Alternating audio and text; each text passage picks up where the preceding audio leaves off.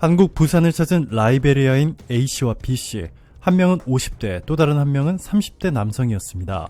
지난 21일부터 23일까지 부산 기장군에서 열린 한국 정부 주최 행사에 참가 중이었던 것으로 알려졌는데요. 하지만 그들은 지난 22일 밤 11시쯤 부산 동구의 한 호텔로 한국인 여중생 2명을 데려가 끔찍한 성범죄를 저지른 뒤 감금한 것으로 전해졌습니다. 미성년 2명이 이들의 호텔방에서 감금된 상황 속에서 지인들에게 경찰을 불러줄 것을 요청했고, 신고를 받은 경찰은 호텔에서 라이베리아인 2명을 긴급 체포했습니다.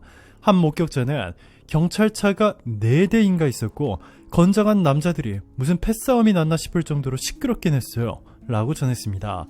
그런데 황당한 것은 경찰 조사에서 라이베리아인 2명은 자신들의 성범죄 혐의를 순순히 인정했지만 외교관으로 면책 특권을 주장했습니다. 자신들이 한국에서 끔찍한 범죄를 저질렀지만 자신들은 대한민국의 라이베리아 외교관 자격으로 왔기 때문에 아무런 벌을 받지 않겠다는 것입니다. 실제로 라이베리아인 A씨는 라이베리아 외교부 소속이며 B씨는 국제해사기구 파견 근무 중이었습니다. 면책특권은 외교관계에 관한 비엔나 협약에 의거하는데요. 외교관은 신분상의 안정과 직무의 효율적 수행을 위해 적어도 그가 현직 외교관으로 활동하는 동안 비엔나 협약 31조에 따라 접수국의 일체의 형사재판 관할권으로부터 면제되며 일부 예외를 제외하고 민사재판 관할권으로부터 면제됩니다. 그런데 한국의 반응은 이 면책특권을 주장한 이 라이베리아인들의 예상을 한참 벗어난 너무나 강력했습니다. 경찰 관계자는 이들이 건거될 당시에 외교관 여권을 가지고 있었으나 한국 내 근무를 위해 부여받은 외교관 신분이 아니기 때문에 면책특권을 규정한 비엔나 협약의 적용 대상이 아니다 라며 구속영장을 신청했고, 부산지법은 이들 2명의 도주와 증거인멸의 우려가 있다 라며 구속영장을 초스피드로 발부했습니다. 이들은 한국에서 최대 징역 9년형을 받을 수 있는데요. 이것은 아무것도 아닙니다. 이들이 면책 특권자였다고 하더라도 이 비엔나 협약에 의하면 본국에 귀국한 뒤에는 면제가 완전히 사라집니다.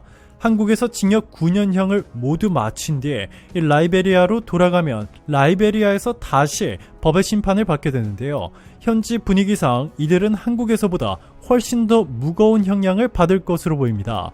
심지어 라이베리아의 대표 언론인 이 라이베리아 옵서버는 이들의 얼굴을 대놓고 공개하며 강하게 비판했는데요. 한국 경찰이 이들을 구속한 것은 마땅한 결과다. 이들은 한국에서 끔찍한 범죄를 저질러 놓고 면책 특권을 요구하고 있다 라고 전했습니다. 그러면서 이 2명의 얼굴을 대놓고 공개했는데, 이 소식을 접한 라이베리아 네티즌들은 한국은 코로나19 팬데믹 때 마스크가 없어서 난리였던 라이베리아에 무려 10만 장의 마스크를 무상으로 지원해줬다. 그런데 이 외교관 2명은 은혜를 원수로 갚았다. 너무 창피하다. 한국에 너무 미안하다. 등의 반응을 보였습니다. 현재 한국에서 끔찍한 범죄를 저지른 라이베리아 외교관 2명이 두려워하고 있는 것은 한국에서 징역 9년이 아닙니다. 한국에서 징역을 마친 뒤에 라이베리아로 즉시 추방되는데, 이 라이베리아 법에 따르면 미성년자를 상대로 성범죄를 저지르면 무기징역형에 처해지게 됩니다. 여기에 더해 라이베리아 입장에서 외교적으로 매우 중요한 나라인 한국을 상대로 저지른 범죄인 만큼 형량이 대폭 가중될 가능성이 매우 높습니다. 면책 특권을 내세웠다가 한국에서 참교육을 당한 이는 이들이 처음이 아닙니다. 면책 특권은 대한민국에 있는 다른 나라 외교관뿐만 아니라 이 외교관의 가족들에게까지 적용되고 있는데요. 서울 용산구의 한 옷가게에서 직원의 뒤통수를 때리고 이를 말리던 다른 직원의 뺨을 때린 당시 벨기에 대사 부인도 면책 특권을 외쳤다가 역으로 참교육을 당했습니다. 벨기에 대사 부인은 중국 베이징시에서 태어난 중국인인데요. 그녀의 폭행 소식이 전해지자 중국인들은 저 부인 분명 한국 사람이겠지? 대사 부인 분명 한국계일 것이다. 벨기에 부인은 분명 한국계다. 한국인이 한국 사람 때린 것이다 라는 막말을 쏟아냈습니다. 그런데 결국 중국 베이징 출신인 중국인이라는 사실이 확인됐습니다. 벨기에 대사의 중국인 부인은 서울특별시 용산구 한남동의 한 옷가게에서 쇼핑을 하였습니다.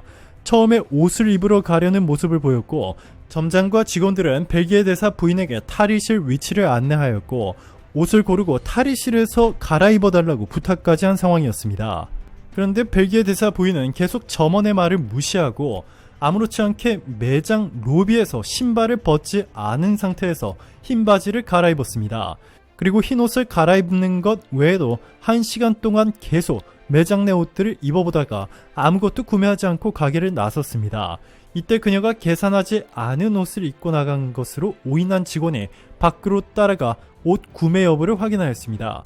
아무 문제가 없다는 것을 확인한 직원은 죄송하다며 사과를 하고 돌아왔으나 기분이 나빠진 이 벨기에 대사 부인은 다시 매장으로 돌아와 직원에게 중국어로 계속 따지다가 직원의 뺨을 후려쳤습니다.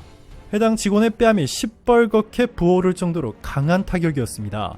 자, 그런데 더 충격적인 것은 이것이 끝이 아니라는 것입니다.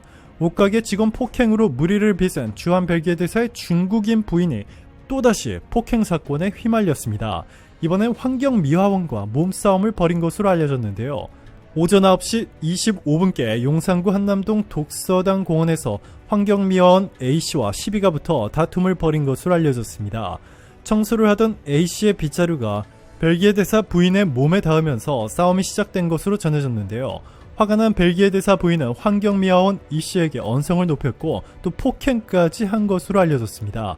우리를 더 열받게 한 것은 이렇게 두 번의 폭행 사건에 연루된 뒤에 외교관의 가족이라는 이유 하나로 이 면책 특권을 남용한 이 벨기에 대사 중국인 부인은 한국을 떠나면서 이렇게 손을 흔들며 방긋 웃었습니다.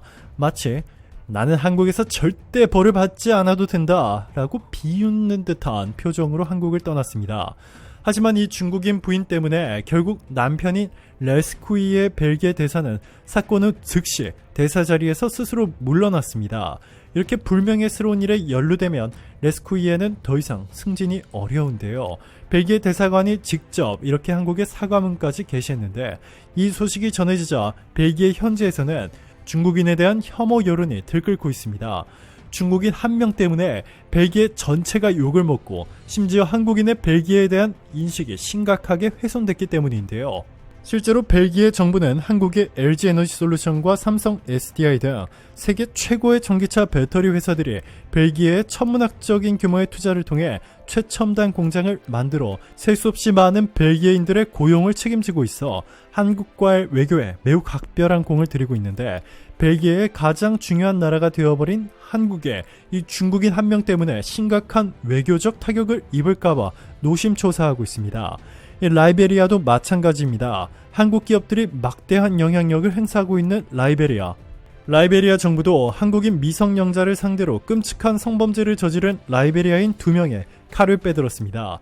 자신들을 지켜줄 줄 알았던 라이베리아 정부가 오히려 한국의 구속 결정에 박수를 쳐주었는데요. 라이베리아 기국은 최근 한국에서 불법 행위에 연루된 라이베리아 공무원들과 무관하다며 관련된 라이베리아인 2명은 과거 및 현재 라이베리아 기국 및 라이베리아 기국에 등록된 선박들과 아무런 관계가 없으며 또 고용된 적도 전혀 없다고 전했습니다. 그러면서 이들이 주장하는 면책 특권은 사실이 아니며 한국에서 한국의 법대로 당연히 처벌을 받아야 한다고 전했습니다. 또한 라이베리아는 한국이 정한 법규를 준수하며 문제의 라이베리아인 2명을 위해 어떠한 항의를 할 생각조차 없다고 전했습니다. 오늘도 감사합니다. 최고로 멋진 하루 보내시길 바랄게요.